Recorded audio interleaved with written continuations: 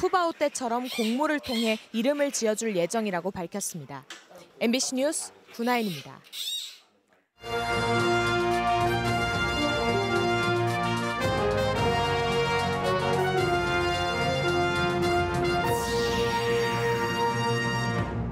정부의 첨단 전략산업 특화단지 발표를 앞두고 2차 전지와 반도체를 내세운 충북의 기대가 높습니다. 다만 정치적 안배를 우려하고 있습니다. 최근 주택가 골목이나 이면도로에 차량 방치 민원이 급증하고 있습니다.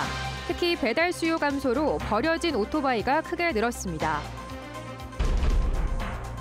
진천과 음성군으로 나뉜 충북혁신도시의 행정 효율화를 위해 지자체 조합 설립이 제안됐지만 넉 달째 제자리입니다. 충청북도가 난색입니다. 시청자 여러분 안녕하십니까? 이어서 충북 소식 전해드리겠습니다. 충북 전역에 호우주의보가 내려진 가운데 밤사이에는 천둥, 번개를 동반한 국지성 폭우가 예보됐습니다. 예상 강수량은 30에서 100mm로 많게는 150mm 이상 오는 곳도 있겠습니다. 비가 오는 곳에는 시간당 30에서 최대 800mm의 매우 강한 비가 예보됐고 순간 최대 풍속 시속 70km의 강한 바람도 동반하겠습니다. 대청댐에 이어 충주댐도 수문을 열고 방류를 했습니다. 한국수자원공사는 오후 4시를 기해 일부 수문을 열고 초당 1,000톤에서 최대 2,000톤의 물을 방류했다고 밝혔습니다. 충주댐 제한홍 수위는 138m로 8m가량 여유가 있었지만 비 소식이 계속되는 만큼 예방 차원에서 방류를 결정했습니다. 하천 하류 지역은 수위가 4m 가까이 상승했습니다. 수문을 모두 열고 방류 이틀째 접어든 대청댐은 방류량을 기존 초당 700톤에서 1,300톤으로 늘렸습니다. 반도체와 2차 전지 같은 첨단 전략 산업을 집중적으로 육성할 특화단지를 어디에 둘지 정부가 다음 주쯤 발표합니다. 충청북도는 반도체와 2차 전지 모두 최적지라고 강한 자신감을 보이고 있는데 총선을 앞두고 정치적 안배가 있진 않을까 걱정하고 있습니다. 김대웅 기자입니다. 정부의 첨단 특화단지 발표가 코앞으로 다가왔습니다. 지난해 말 전국 공모에 들어가 올해 상반기에 발표하기로 했지만 이달 중순으로 미뤄진 상태. 특화단지로 정부가 지정하면 기반시설 구축과 세액공제, 연구개발 예산 우선 배정 등 수조 원에 이르는 혜택이 예상됩니다. 반도체와 2차 전지, 디스플레이 3가지가 정부가 정한 전략산업인데 충청북도는 반도체와 2차 전지 2개 분야에 도전하고 있습니다.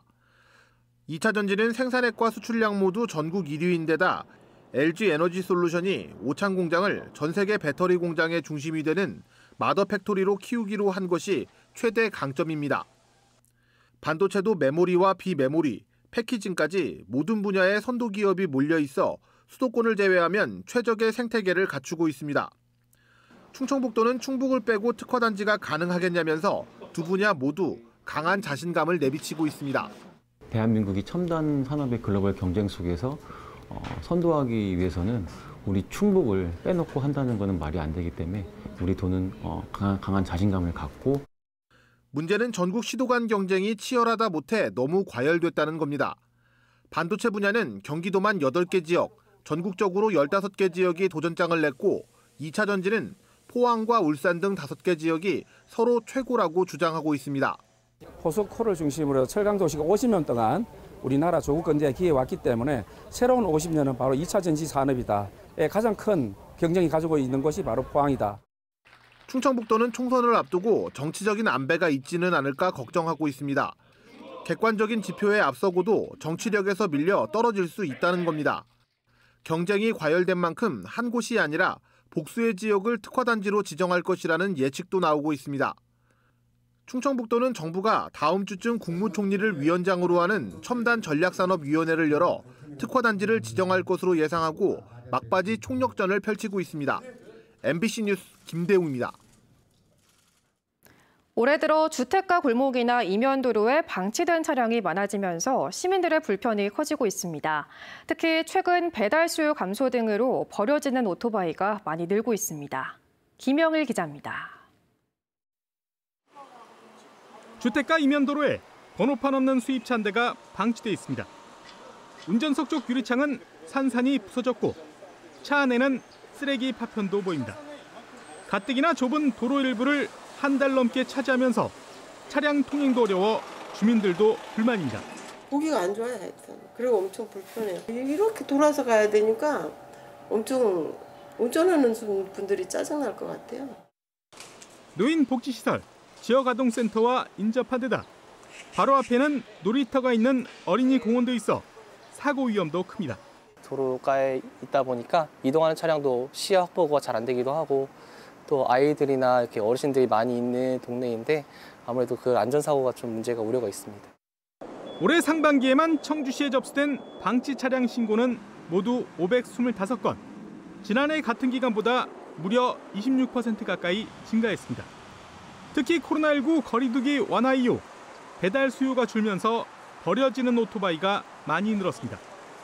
코로나19 유행 초기인 2020년 상반기 20대에 불과했던 오토바이 견인대 수가 올해엔 157대로 3년 새 8배 가까이 급증한 겁니다.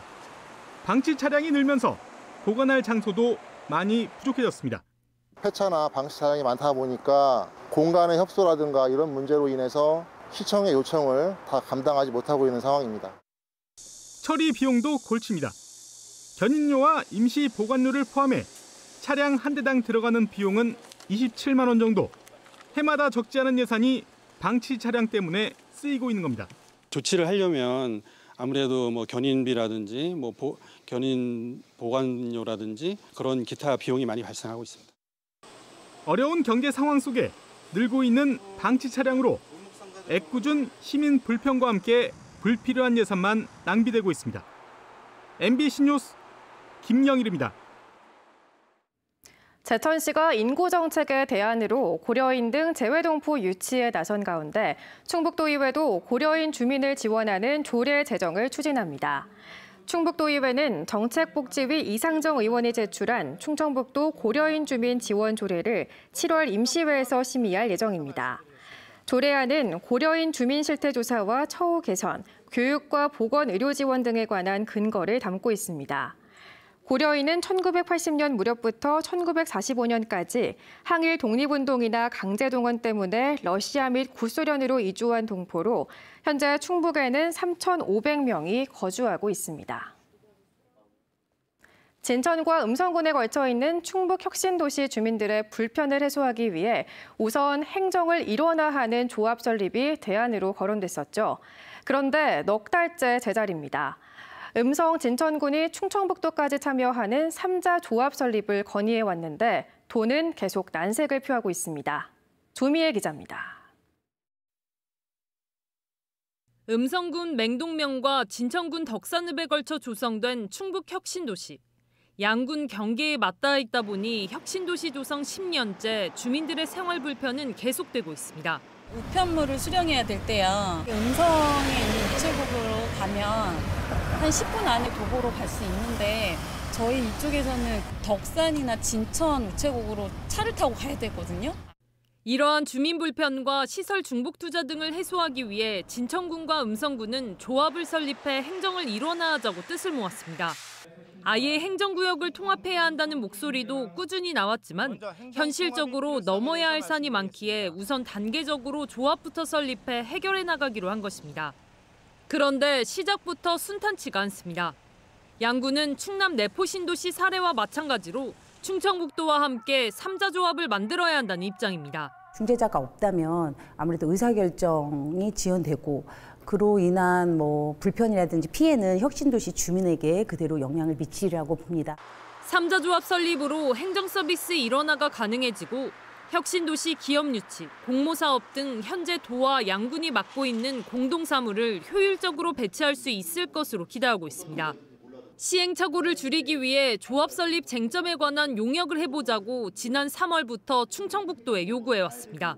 질의를 해본 결과 긍정적인 답변을 받았습니다.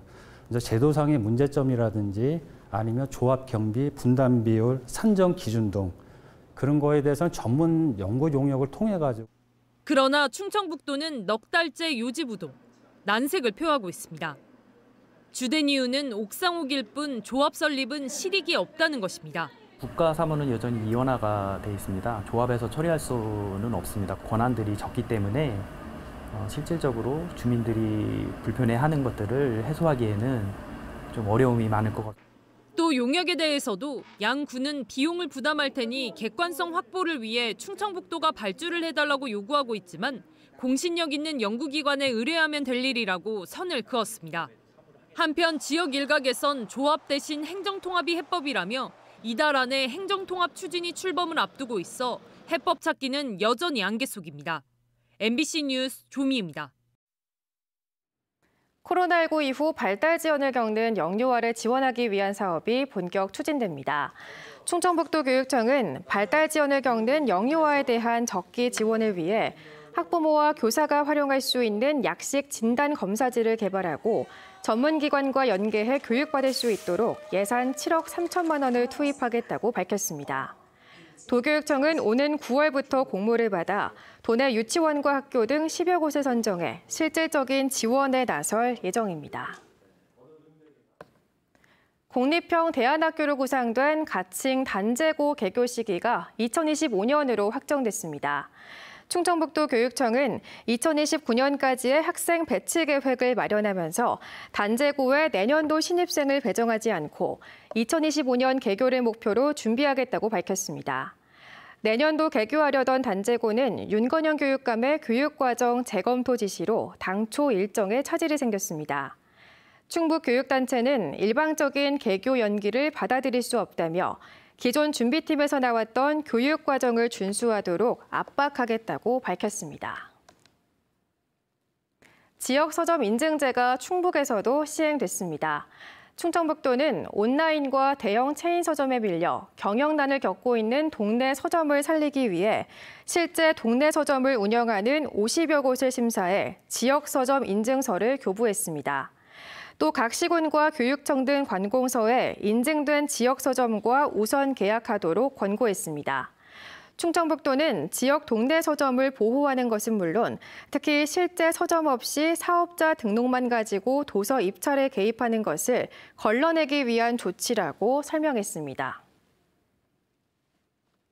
충주와 제천에서 과수화상병이 2건 추가되면서 도내 누적 발생 건수는 91건으로 늘었습니다. 충청북도는 충주시 동양면과 제천시 백운면에 신고된 과수화상병이 확진 판정을 받았다고 밝혔습니다. 충북 지역 소식 마칩니다. 시청해주신 여러분 고맙습니다.